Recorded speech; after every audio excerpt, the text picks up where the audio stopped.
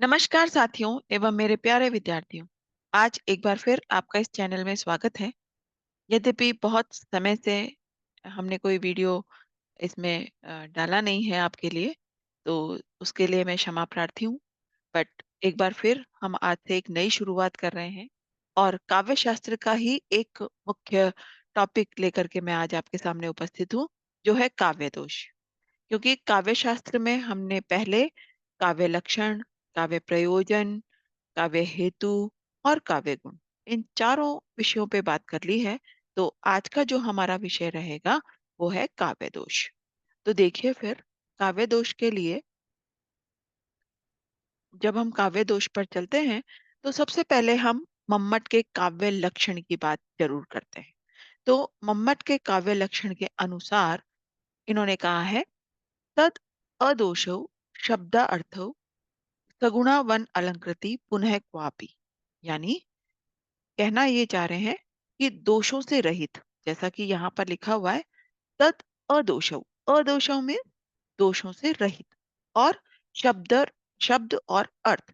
तो शब्द दोषों से रहित शब्द और अर्थ जो कि सगुणा, सगुणा यानी गुणों से युक्त हो, और अलंकृति पुनः क्वापि, अलंकार युक्त हो भी सकती हैं और नहीं भी। यानी कहीं कहीं पर अलंकार युक्त और कहीं कहीं पर अलंकार रहित जो शब्द और अर्थ होते हैं वो काव्य कहलाते हैं। ये मम्मट के काव्य के लक्षण के अनुसार है। तो इसी संदर्भ में जब इन्होंने कहा है कि काव्य को दोषों से रहित होना चाहिए, तो निश्चित रूप से हम दोषों की बात करने लगते हैं कि ऐसे कौन कौन से दोष हैं जिनका हमें ध्यान काव्य रचना के समय या काव्य को पढ़ते समय रखना चाहिए। तो इस संदर्भ में अन्य आचार्यों ने भी अपनी अपनी परिभाषाएं दी हैं, जो हम देखते हैं पहले। देखिए, विभिन्न आचार्यों ने काव्य दोष की भिन्न भिन्न परिभाषाएं दी हैं, जिनमें भरत मुनि के शब्दों में गुण दोषों का विपर्यय मात्र है, और दंडी के अनुसार दोष रहित तथा गुणा अलंकार यानी गुण और अलंकार युक्त वाणी कामधेनु के समान है, जबकि दोषपूर्ण वाणी मूर्खता का द्योतक है। यानी जब कभी भी हम ऐसी कोई काव्य की रचना, ऐसे किसी भी काव्य की रचना करते हैं जिसमें गुण से अधिक दोष नजर आते हैं या दोष होते हैं, तो वो ऐसा काव्य हमें विद्वान विद्वान की श्रेणी में नहीं रखता, वरन हमें मूर्खता की श्रेणी में रख देता है। ऐसा लगता है जैसे किसी मूर्ख व्यक्ति ने ऐसे काव्य की रचना की है। तो इसीलिए शायद इन्होंने कहा है कि यह इस प्रकार की जो दोषपूर्ण वाणी है वो मूर्खता का द्योतक है, यानी मूर्खता का परिचायक है। अब वामन के अनुसार, वामन ने कहा है, दोष काव्य सौंदर्य की हानि करते हैं। यानी जो काव्य है उसमें एक प्रकार की सुंदरता होती है और उसको सुन के अच्छा लगता है, तो इस प्रकार के काव्य सौंदर्य की जो हानि करता है वो काव्य में दोष की श्रेणी में आता है, दोष कहलाता है।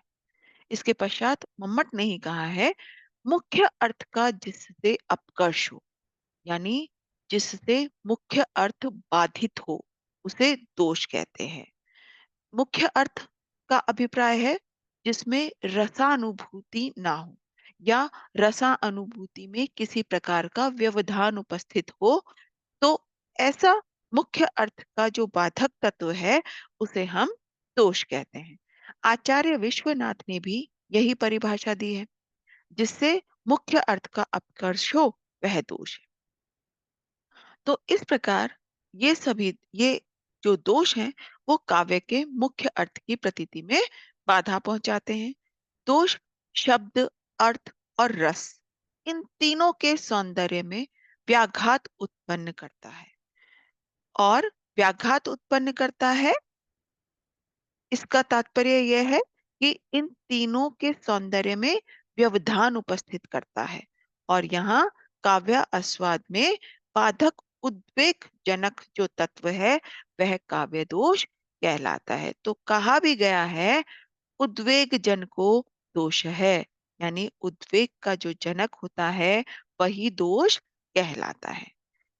तो हम देखेंगे कि काव्य दोषों से काव्य का माधुर्य यानी मधुरता और सौंदर्य नष्ट हो जाता है, और काव्य आनंद में यानी काव्य में आनंद की जो प्राप्ति होती है, आनंद की जो अनुभूति होती है, उसमें व्याघात पड़ता है, यानी व्यवधान पड़ता है। इसीलिए दोषहीन काव्य को ही उत्तम काव्य माना गया है। जो सर्वाधिक दोषहीन है, यानी किसी भी प्रकार का दोष उस जिस काव्य में उपस्थित नहीं होता है, वही उत्तम काव्य की श्रेणी में माना जाता है। ऐसा विद्वानों ने माना है। काव्य दोष तीन प्रकार के होते हैं। पहला है शब्द दोष।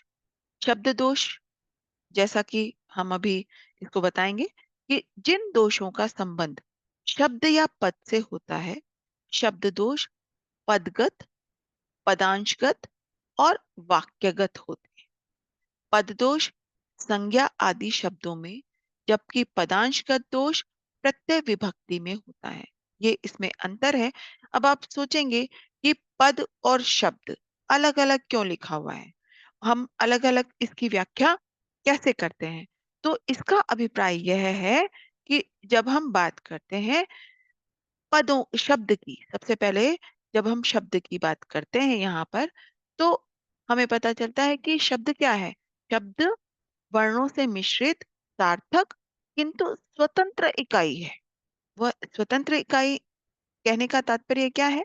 कहने का तात्पर्य है कि जब वो व्याकरण के नियमों से बंधा हुआ नहीं होता। लेकिन जब कभी भी शब्द वाक्य में प्रयुक्त हो जाते हैं, तो वो पद बन जाते हैं, और पदों में हम व्याकरण के नियमों को लागू कर देते हैं। तो इसलिए हम जब कभी भी वाक्य के दोष की बात करते हैं या वाक्य की बात करते हैं, तो उसमें हम संज्ञा आदि शब्दों को अलग अलग रखते हैं कि ये संज्ञा पद है, ये सर्वनाम पद है, ये क्रियापद है, इस तरीके से। लेकिन जब हम पदांशगत पद के अंश की, तो जब हम पदांशगत दोष की बात करते हैं, तो हम प्रत्यय और विभक्ति की बात करते हैं। इस तरह से यह है शब्द दोष है। इसके पश्चात हम चलेंगे कि दूसरा जो है वो है अर्थ दोष। जहां अर्थ मुख्यार्थ का बाधक होता है, वहां अर्थ दोष होता है। और तीसरा इसमें है रस दोष। रस दोष का अभिप्राय है जहां अर्थ रस संचार में बाधा उत्पन्न करे, यानी जब हमें रस की अनुभूति ना हो पढ़ने से भी। जैसे जो आनंद की अनुभूति होती है किसी भी काव्य को पढ़ करके, जो हम हमें रस की अनुभूति होती है, आनंद की अनुभूति होती है, अगर उसमें बाधा उपस्थित होती है, तो वहां रस दोष होता है। अब यह देखेंगे कि रस संचार में दोष तीन प्रकार से बाधा उत्पन्न करते हैं। किस किस प्रकार से बाधा उत्पन्न करते हैं, जरा एक बार हम इसको देख लेते हैं। पहला है, यानी प्रथम जो हम देख रहे हैं वो है कि रस की प्रतीति ही ना हो। यानी जब हम किसी काव्य को पढ़ें, तो रस की प्रतीति ना हो, मतलब कि जब हम रसानुभूति हो ही नहीं, आनंद की प्राप्ति हो ही नहीं, आनंद की उत्पत्ति हो ही नहीं, हम यह अनुभव ही ना करें कि हमें किसी प्रकार का आनंद आ रहा है, तो वह वहां पर क्या होता है, वहां पर दोष होता है। दूसरा जो होता है, प्रतीति हो भी, अगर रस की अनुभूति हो भी रही है या आनंद की अनुभूति हो भी रही है, तो भी विलंब से हो।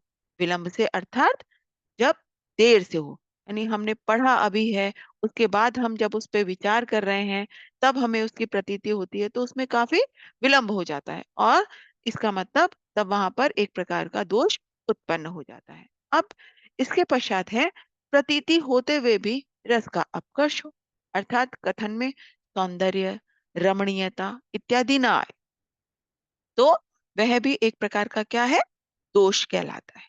तो इस प्रकार से हमने देखा कि संचार में दोष तीन प्रकार से बाधा उत्पन्न करते हैं। अब हम आगे बात करेंगे दोषों की। तो सर्वप्रथम जैसे आप देखेंगे कि अनेक लेखकों ने बहुत सारी आपने किताबें पढ़ी होंगी, या अनेक आचार्यों की आपने पुस्तकें पढ़ी होंगी, उनमें बहुत सारे दोष कहे गए हैं। लेकिन हम यहाँ पे कुछ दोषों को देखेंगे, और जिसमें सर्व प्रमुख जो दोष हैं वे इस प्रकार हैं कि पहला दोष हम देखेंगे श्रुति कटुत्व दोष। श्रुति कटुत्व दोष का मतलब जो शब्द सुनने में कड़वा, कड़वा यानी कि जब हमें उसको पढ़ कर के लगे कि हम सुने काव्य, जब हम किसी काव्य को सुनेंगे तो हमें ऐसा प्रतीत हो कि हमें सुनने में अच्छा नहीं लगा, अप्रिय लग रहा है, कठोर प्रतीत हो रहा है, सुनने में इस कर्कशता का अनुभव हो रहा है, तो ऐसे काव्य को हम क्या कहेंगे? श्रुति कटुत्व दोष की श्रेणी में लाते हैं कि उसमें श्रुति कटुत्व दोष आ गया है। हम इसको, जैसे अब मुख्य रूप से आप देखेंगे तो जिस काव्य में ट वर्ग की ध्वनि का प्रयोग होता है, ट वर्ग की ध्वनि का मतलब होता है ट, ठ, ड, ढ, ण, ये ट वर्ग है।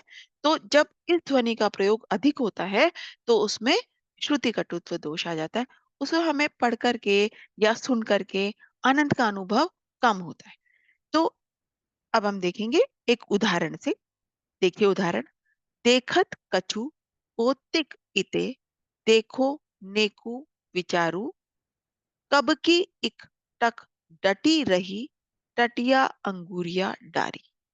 इसमें आप देख सकते हैं कि हमने देखा कब की इक टक, ट, डटी, ड, ट, रही, टटिया, तो ट की पुनरावृत्ति और उसके पश्चात ड। तो यहाँ पर ये पूरा क्या है? ट वर्ग।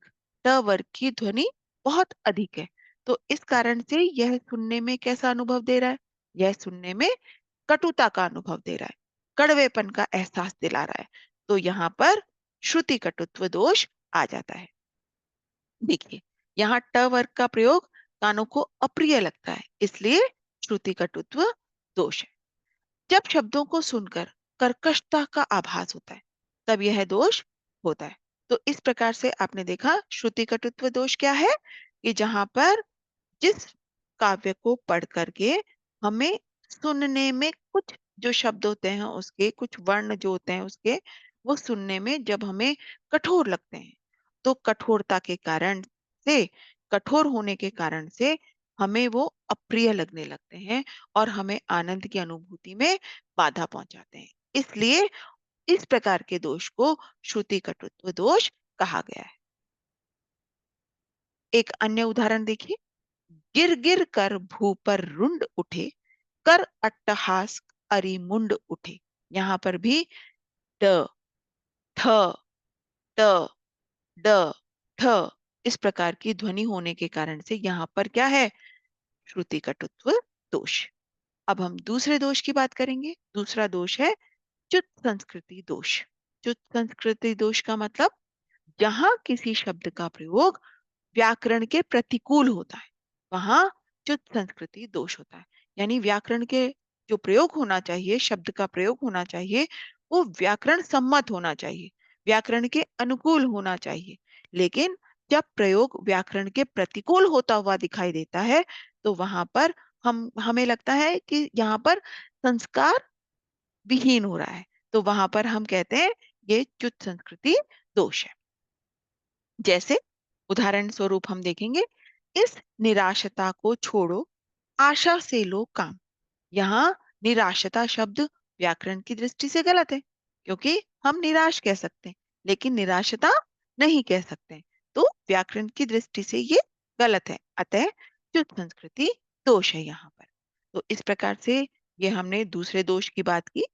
अब हम बात करेंगे तीसरे दोष की, और तीसरा दोष है अश्लीलत्व का दोष। यानी कभी कभी का जो काव्य होता है उसमें अश्लील शब्दों का प्रयोग किया जाता है। जैसे हम किन्हीं शब्दों को अश्लील कहते हैं कि इनका इन शब्दों का प्रयोग काव्य में होना अनुचित माना जाता है, तो वहां पर हम देखेंगे कि वो दोष जो होता है वो अश्लीलत्व का दोष होता है। अब इसे हम उदाहरण से समझेंगे कि किस प्रकार के शब्दों का प्रयोग वर्जित माना जाता है। तो देखिए, जिमुतन दिन पितृगृह, तिय पग यह गुदरान। ये एक काव्य की पंक्ति है। यहाँ पर जिमुत, जिमुत जो होता है वो जुगुप्सा, घृणा व्यंजक है, यानी घृणा को दिखाने वाला है। और गुदरान, गुदरान यानी जंघा आदि का सूचक है। तो ये शब्द कैसे हैं? ये शब्द लज्जाजनक शब्द हैं। अतः यहाँ पर इन सारे शब्दों का प्रयोग होने के कारण से अश्लीलत्व का दोष आ गया है। यानी इस प्रकार के अश्लील जो शब्द हैं उनका प्रयोग काव्य में वर्जित माना जाता है। अब हम आगे ग्राम्यत्व का दोष। ग्राम्यत्व, ग्राम्य, जैसा कि सुन करके ही पता चल रहा है कि ग्रामीण भाषा का प्रयोग नहीं होना चाहिए, क्योंकि हम साहित्य की बात करते हैं और साहित्यिक रचना में ग्राम्य यानी ग्रामीण शब्दों का होना वर्जित माना जाता है, तो उसके कारण से भी दोष उत्पन्न हो जाता है। तो देखिए, साहित्यिक रचना में जब हम बोलचाल के ग्रामीण शब्दों का प्रयोग करने लगते हैं तो ग्राम्यत्व दोष माना जाता है। उदाहरण स्वरूप आप देखिए, मूंड पर मुकुट धरई सोहत गोपाल है। मूंड, मूंड यानी सिर। यहाँ पर अगर हम सिर लिख देते या इस काव्य पंक्ति में मूंड के स्थान पर सिर लिख दिया जाता तो उसमें कोई हानि नहीं होती। लेकिन क्योंकि हमने सिर के स्थान पर क्या लिखा है, मूंड, और धरई, धरई यानी धरना, रखना, तो यहाँ पर भी ये क्या है, बोलचाल की भाषा है, धरना। हमने धर दिया है, हम आप यहाँ पर धर दीजिए, तो ये क्या है, बोलचाल की भाषा है। इसके कारण से यहाँ पर ग्रामत्य दोष आ गया है। तो देखिए, यहाँ सिर के लिए मूंड और धरई शब्द का प्रयोग हुआ है, जो कि ग्राम्यत्व दोष, ग्राम्यत्व, ग्रामत्व यानी ग्राम्य यानी ग्रामीण भाषा संबंधी दोष यहाँ पर प्रयुक्त हो गया है। तो अब एक उदाहरण और देखिए, हनुमान की पूंछ में लगी नहीं पाई आग, लंका सिगरी जल गई, गए निशाचर भाग। यानी यहाँ पर आप देखिए सिगरी, तो सिगरी से क्या अभिप्राय हुआ, सिगरी से अभिप्राय हुआ ये एक बोलचाल की, यानी सिगरी यानी पूरी लंका, संपूर्ण लंका।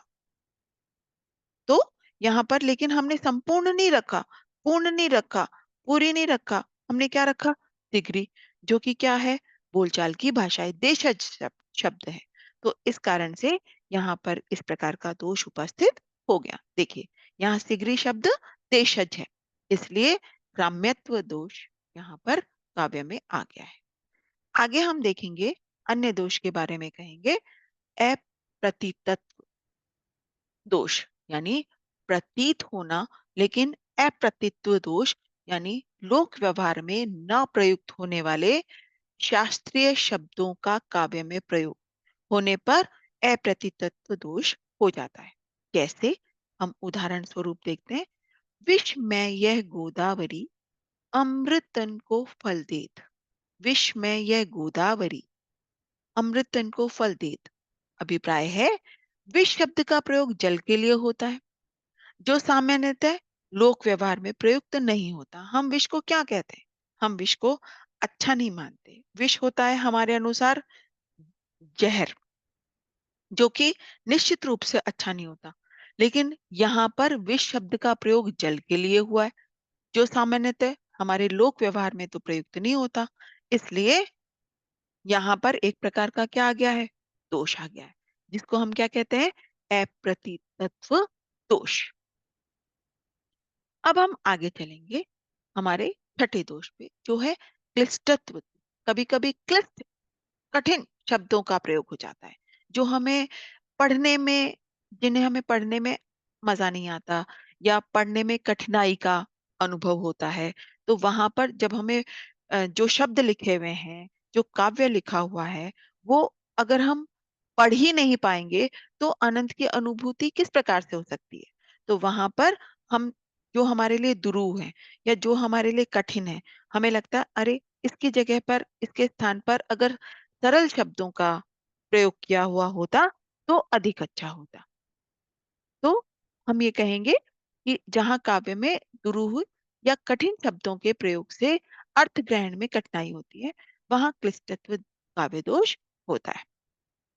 जैसे उदाहरण स्वरूप, सीढ़ी सीढ़ी अर्थ गति क्लिष्ट कहावे एन, खगपति पतितीय पितु बधु जल समान तुम बैन।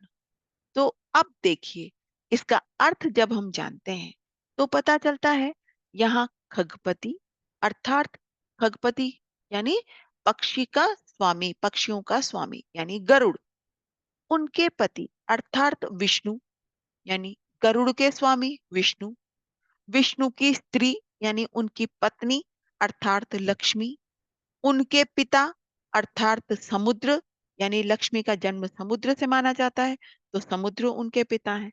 उनकी वधु अर्थात गंगा के जल के समान तुम्हारे वचन शीतल और पवित्र हैं। तो अब इ- इस बात को कहने के लिए, यानी कहने का अभिप्राय है कि गंगा के जल के समान तुम्हारे वचन शीतल और पवित्र हैं।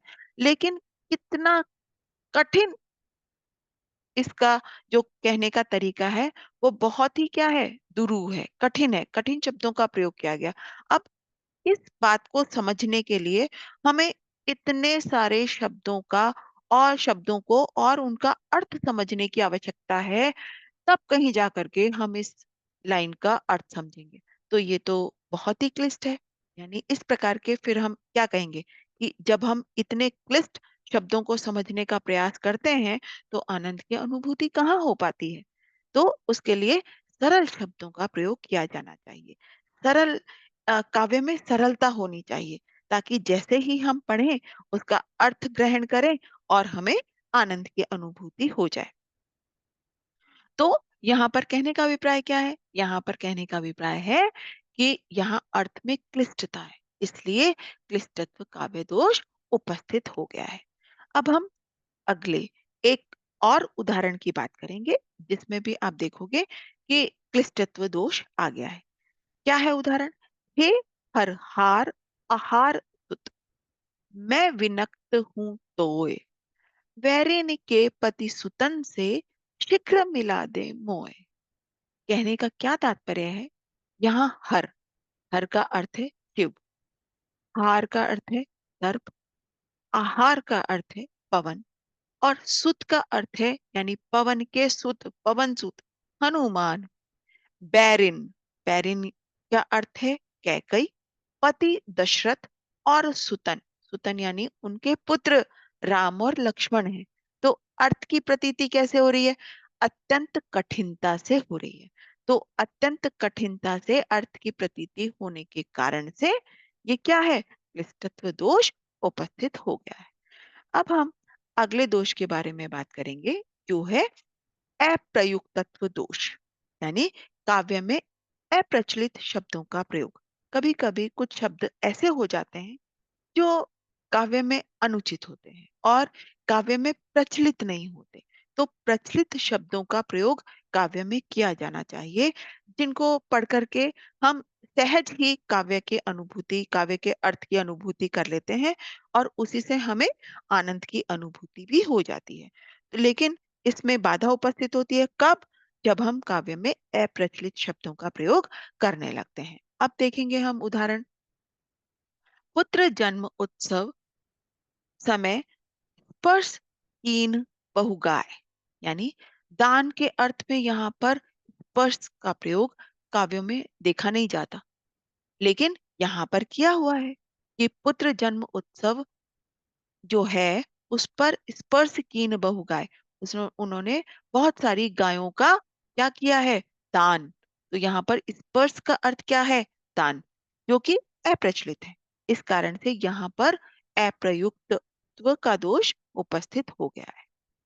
अब हम अगले दोष की बात करेंगे, जो है असमर्थत्व दोष। असमर्थत्व यानी ऐसे शब्दों का काव्य में प्रयोग जिससे अभिष्ट अर्थ की प्रतीति ना हो। अभिष्ट अर्थ की प्रतीति यानी जो इच्छित है, जो हम चाहते हैं, जैसा अर्थ हम सोचते हैं, ऐसे अर्थ की अगर प्रतीति नहीं होती है, तो काव्य में दोष उपस्थित हो जाता है। जैसे उदाहरण स्वरूप हम देखते हैं, जहां नहीं सामर्थ्य शोध की क्षमा वहां निष्फल है। जहां नहीं सामर्थ शोध की क्षमा वहां निष्फल है। कहने का तात्पर्य है, यहाँ शोध शब्द प्रतिशोध का अर्थ देने में सक्षम नहीं है। इसलिए शोध का अर्थ क्या होता है, खोज या गवेषणा। यानी जब हम किसी चीज की खोज करते हैं, तो हम कहते हैं ना कि वहां उस चीज का शोध हुआ है। तो शोध शब्द का जो प्रयोग है, वो हम किसमें, वो हम गवेषणा या खोज के लिए करते हैं, कभी भी प्रतिशोध के लिए नहीं करते हैं। लेकिन यहाँ पर इस उदाहरण में आप देख रहे हैं कि यहाँ पर शोध का अर्थ क्या लिया गया है, प्रतिशोध। ठीक है? तो इस कारण से यहाँ पर ये इसका अर्थ देने में क्या है? असमर्थ। इसलिए यहाँ पर असमर्थत्व का दोष उपस्थित हो गया है। अब हम अगले दोष के बारे में बात करेंगे, जो है निहितार्थ दोष। निहितार्थ दोष का मतलब होता है दो अर्थों वाले शब्द का अप्रसिद्ध अर्थ में प्रयोग। दो अर्थों वाले शब्द, जैसे कि हम उदाहरण देखते हैं, विष में यह गोदावरी अमृतन के फल देती, केशव जीवन हार के दुख अशेष हरि लेत। क्या तात्पर्य है इसका? केशवदास के इस पद में विष तथा जीवन शब्द का अर्थ पानी होता तो है, किंतु यह अर्थ प्रसिद्ध नहीं है। इस कारण से यहाँ पर किसकी प्रतीति होती है? यहाँ पर निहितार्थ। निहितार्थ तो निहित अर्थ दोष, यानी अप्रसिद्ध अर्थ के प्रयोग में जो होता है, अर्थ होते हैं, दो अर्थ होते हैं, उनका यहाँ पर दोष उपस्थित हो गया है। अब हम देखेंगे अगला दोष, अनुचित अर्थत्व दोष। यानी अर्थ का अनुचित, अनुचित यानी अभिष्ट अर्थ का तिरस्कार हो, अथवा अनौचित्य की प्रतीति कराने वाला कोई शब्द अगर काव्य में उपस्थित हो, तो वहां पे अनुचित अर्थत्व की दोष उपस्थित हो जाता है। जैसे हम उदाहरण कहते हैं, बोलते यम के सहोदर श्वान। श्वान यानी यहाँ पर जैसे देखिए, यहाँ कुत्तों को यमराज का सहोदर कहने में अनुचित अर्थ दोष है। यहाँ कुत्ते, श्वान का अर्थ क्या होता है? श्वान का अर्थ होता है कुत्ता। और वो क्या कह रहे हैं? यम के सहोदर, यानी कुत्तों को क्या कहा गया है? यम का सहोदर। सहोदर यानी आप जानते हैं, सहोदर का अर्थ होता है भाई। तो यहाँ पर क्या हुआ? यहाँ कुत्तों को यमराज का सहोदर कहा गया, जो कि क्या है? अनुचित अर्थ है। इसलिए यहाँ पर अनुचित अर्थ का दोष उपस्थित हो गया है। आगे हम जिनकी बात करेंगे वो है निरर्थकत्व दोष। यानी जब कभी भी अभिष्ट अर्थ का तिरस्कार, क्षमा कीजिए, ये जो अर्थ है वो है अनौचित्य। ये है अनौचित्य की प्रतीति कराने वाला एक अन्य दोष है। अभिष्ट, जिसमें अभिष्ट अर्थ की प्रतीति नहीं होती, अभिष्ट अर्थ का तिरस्कार होता है और अनौचित्य की प्रतीति कराता है। तो ऐसा दोष भी, ऐसा शब्द भी क्या कहलाता है? निरर्थक दोष। यानी निरर्थक है, ऐसा शब्द वहां पर निरर्थक है। जैसे कलम उठी कविता लिखने को, अंतस्तल में ज्वार उठारे।